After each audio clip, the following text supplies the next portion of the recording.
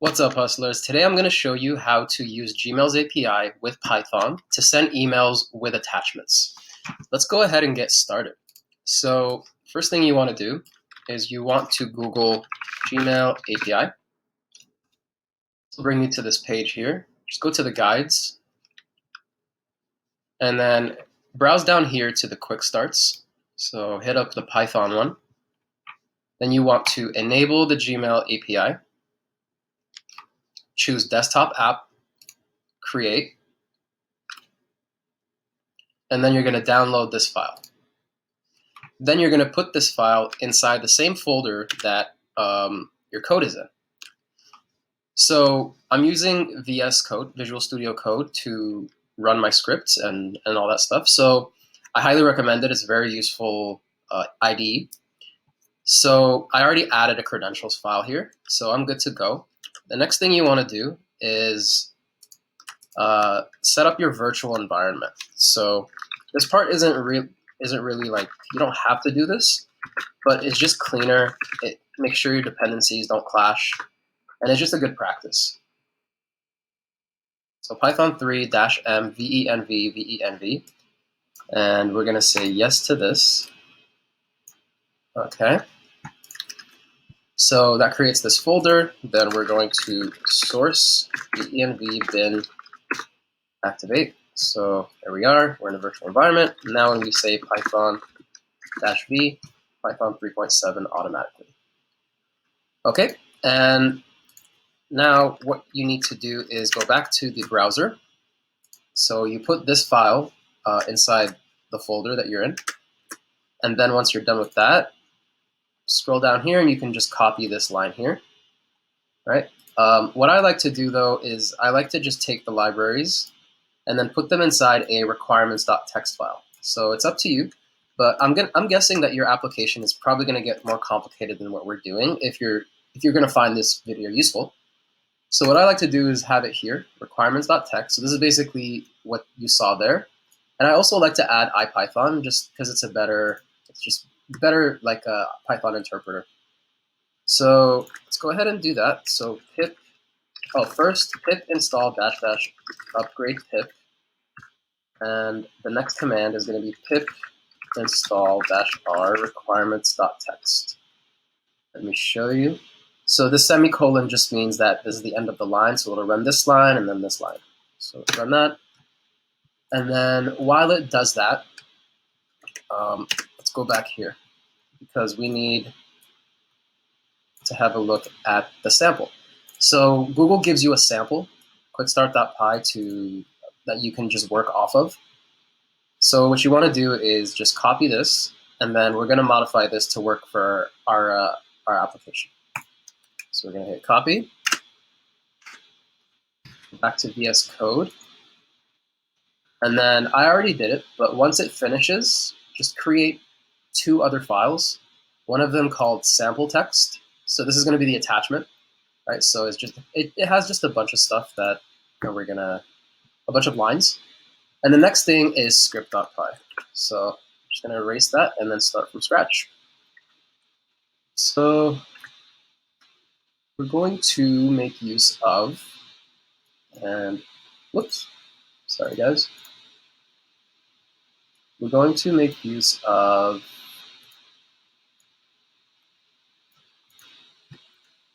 let's see. We don't need this. Pickle is good. os.path. Actually, os is better. Okay. And we need some more libraries. So I have the list here. So we need import base64 from email.mime.image. Import mime image from email.mime.multipart. Import mime multipart from email.mime.audio. Import mime audio. Email.mime base. Mime base. Import mime types. So just FYI, mime is not some guy that does this. MIME is basically the way that email object gets sent through the internet. They get sent by what's called MIME objects, and you can look this up. It actually gets relatively complicated.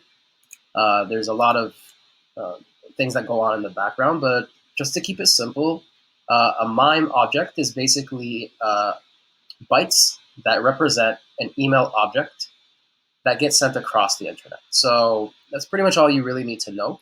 So when you're creating a MIME object, that's basically the way that you just create an email. So usually when you send an email in a browser, you don't worry about all this stuff. But because we're getting granular and actually programming stuff, we need to actually build it from scratch. So that's my little rant on MIMEs. So we need pickle. We need, actually I already have pickle. I have OS. I think that's it. Yep, we're good. So we're going to change the scope. And the scope is basically what allows, like, it's the level of access that your application has to the user's account. So if we say mail.google.com, this will give read, write, and delete access. But you can also select other scopes. So let me show you what that looks like. And why you might want to do this, like select something like read only. Well, maybe you have an application that doesn't need to do all the writing, and for security reasons, for your users, you want to just have it read only. Let's say your application just kind of reads the emails and analyzes them or something. You don't really need to have compose and all that stuff. So read only would work. So it really depends on your needs. Just be cautious when you do that. Because I'm doing it on my own personal email, I really don't care. I'm just going to have it go for full read, write, and delete access. And that's this top level of the API. All right, now we're going to change this to get service because we're going to reuse this function. Now, everything down here is fine, but basically what we're going to do is remove that, and then actually we don't need this either, and then just return the service object. And it's not going to be main. Let's just go through this quickly so we can just have a look at what's going on here. So what it's doing is it's looking for a token.pickle file. So it's going to take these credentials if it's not there, authenticate the application via this thing here, which basically it opens up a browser and it asks you to authenticate the application from the browser. And then once it does that, it'll create a pickle file, which is going to cache your credentials inside your local area here. And then you only need to authenticate once, because once the pickle file is there, then you don't need to worry about it anymore. Okay, so now we're going to use this. This is going to be what we're going to be repurposing. So that should be okay. Now we need to create two more functions. The first one is going to be called send message. And I'm just going to say pass for now so I can populate them. And the next one is going to be, let's call it set or create message attachment. You're not with attachment. Not a long function name, but whatever. So now let's actually start building this. So what this is going to take is a service object. It's going to take user ID, and it's going to take message. And this is going to be a MIME type message. It's not going to be like a regular string or anything like that. And we're going to say service. Actually, we already passed the service. So we're going to wrap this around a try except exception as E, and an error occurred Not anymore. Error occurred, curly braces, and then format the, say, return none. So that the code still runs. Okay, so here we're going to actually build the message. So we're going to say service.users.messages.send user ID equals user ID, body equals message, and then dot execute. Okay, so that should be good. And then we're gonna just, for sanity's sake, we're gonna print the message ID so that we know that it got sent. Message ID, format, message ID. Now remember, this is essentially just a dictionary that we get back, right? So that's why we have to say message and then slice it by key. The key is ID. So then we return message. All right, now let's, okay, so another thing that you should remember is in the scope, you have to have the last trailing slash at the end, otherwise it won't work. So why don't we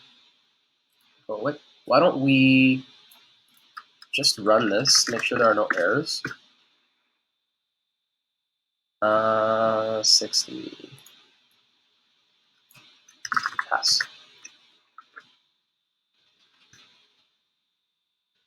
Okay, cool. So far so good.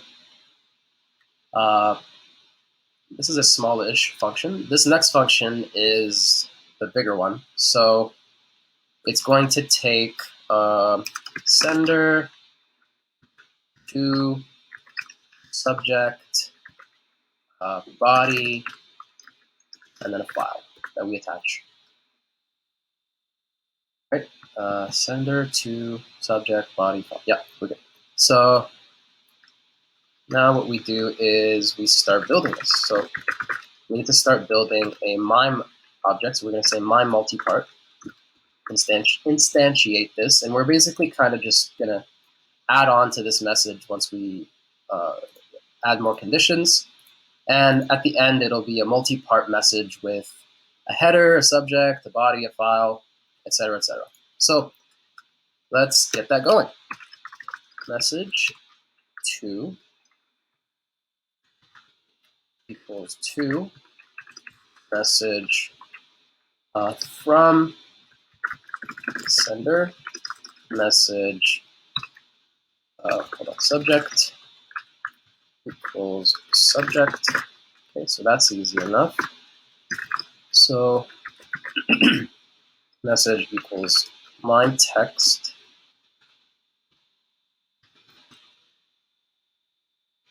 I guess I didn't import MIME text. From email.mime.text or MIME text. Image, multi-part audio. Okay.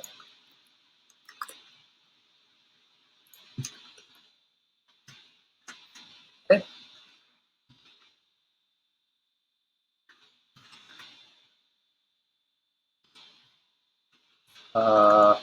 No, body. So then message dot attach message.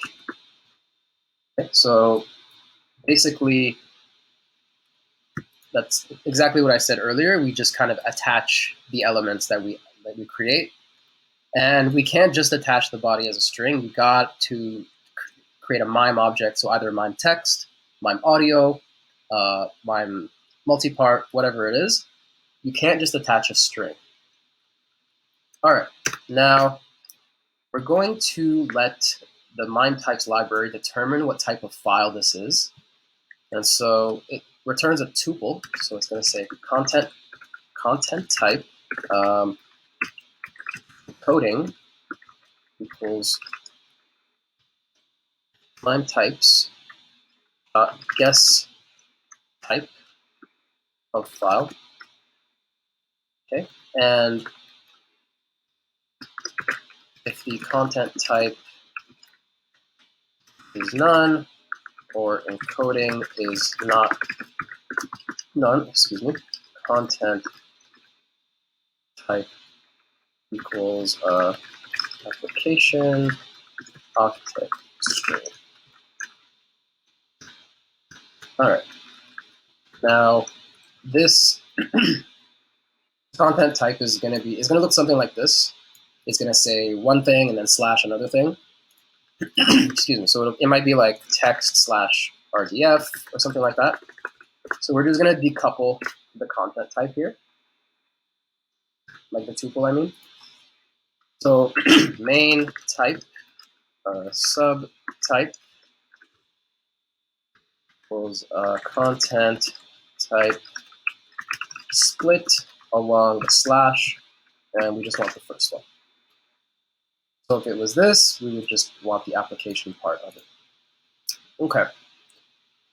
So now we're going to just have a bunch of conditional flows to determine what type of file it is and what type of MIME function we need to use. So let's go ahead and start.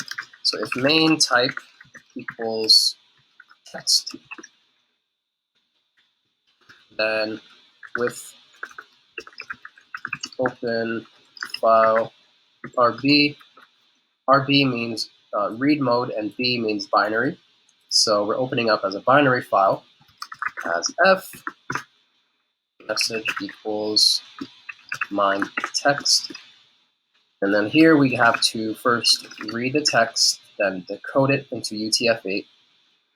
So decode F8.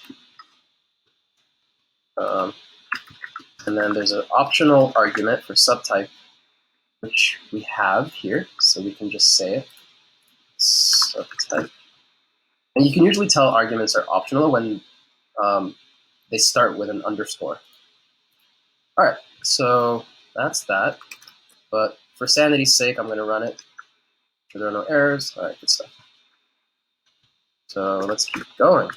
Else if main type equals image with open file read binary as F message equals MIME image f.read. We don't need to decode this time. We just read it as a regular binary file. And then we just say subtype.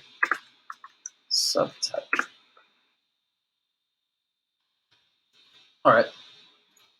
Now, else if main type equals audio. So this would be like an MP3 file or something with open file RB F message equals MIME audio f.read and subtype equals subtype. Wonderful.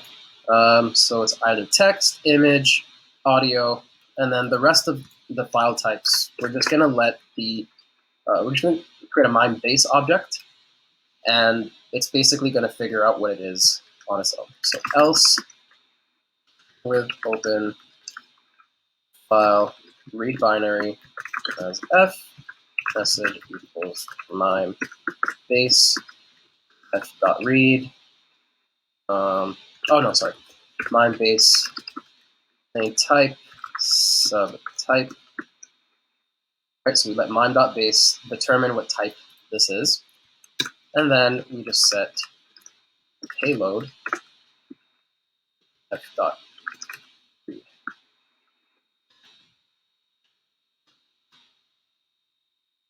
Okay, so that takes care of that.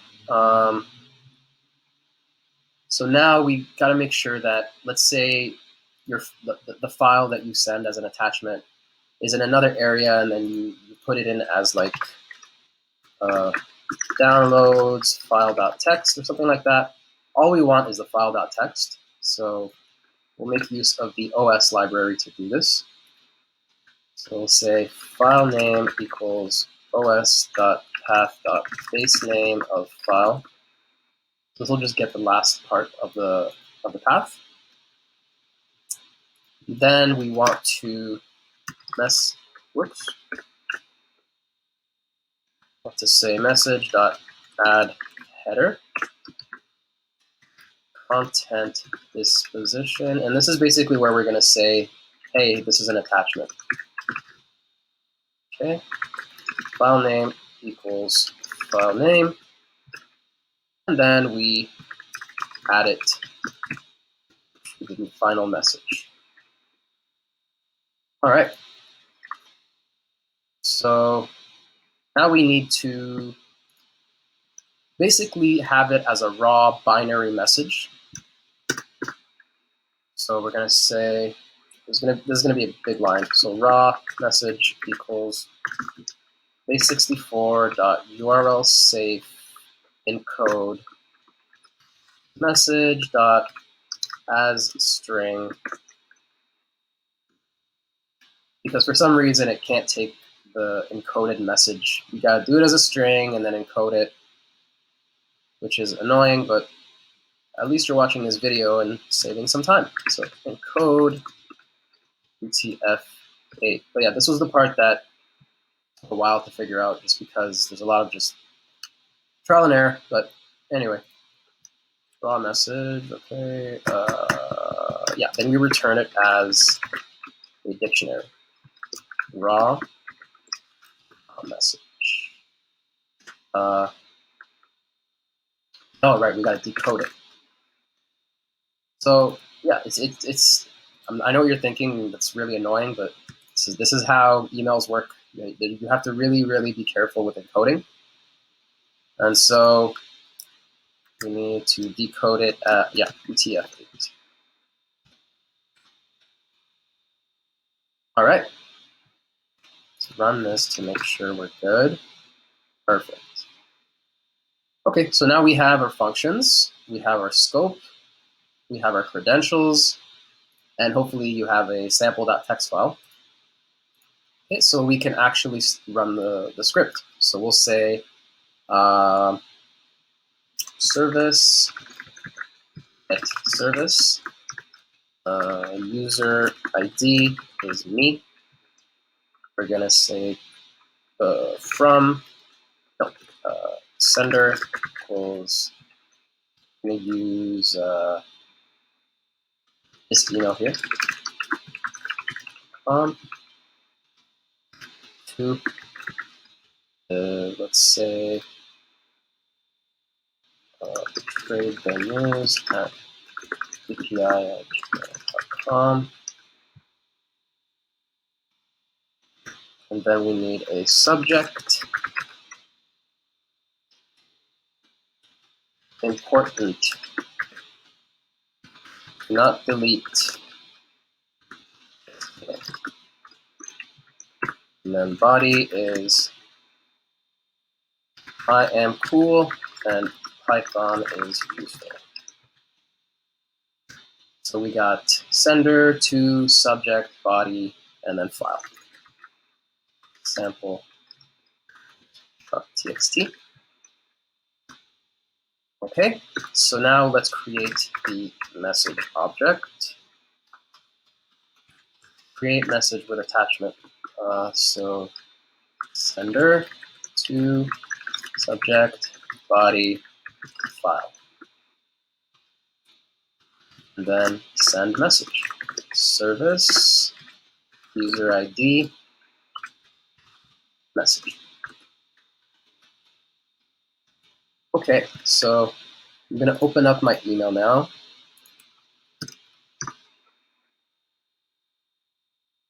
And so this email, I don't know if you guys know what Trade the News is, but basically I'm following their newsletter. So I just created an email to have a whole bunch of their newsletters. And they send quite a few newsletters, so it's going to be slow.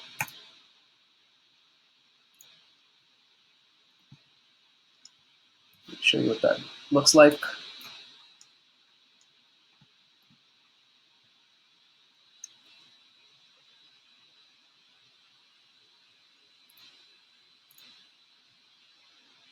Okay, and this was from my test earlier. But as you can see, because there's so many emails, you know what? I'm not going to send it to this email because it's so slow. Let's send it. Sender, we'll say it's another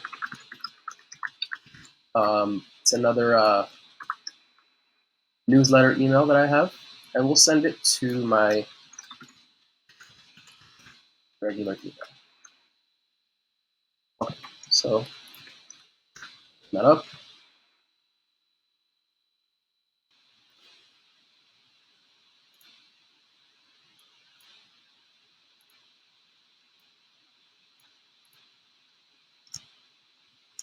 So now, here's my email. Let's actually run this. And we're probably going to need to authenticate the app first. Yeah, because we didn't authenticate it again. And you'll only have to authenticate it once because then it'll create that token.pickle file. So you won't have to do it again. So let's authenticate this. Go to quick start.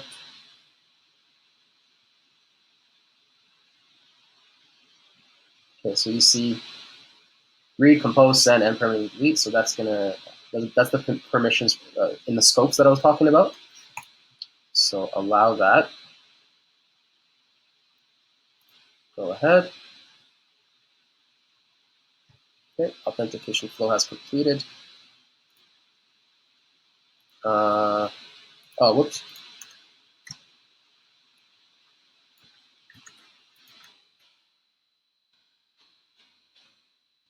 Sub underscore type. Try that again. There we go. Message ID. So that means it's sent. Hey, there we go. So as you can see, there's the attachment, right? And this is from this email. I'm cool and Python is useful. And you can also create like HTML emails, so you can do a whole bunch of fancy things and automate your email workflow. So guys, I hope you found this useful. I will post a link to the GitHub repository for this code, so you don't have to actually sit there and type everything. And if you want me to create any other new videos, any recommendations, so I don't know, for example, Gmail to Google Sheets, then let me know. I'm kind of on a Google binge right now, like just working on creating just apps and stuff for Google products. So yeah, just let me know in the comments. And if you like the video, please subscribe. And I will see you in the next video.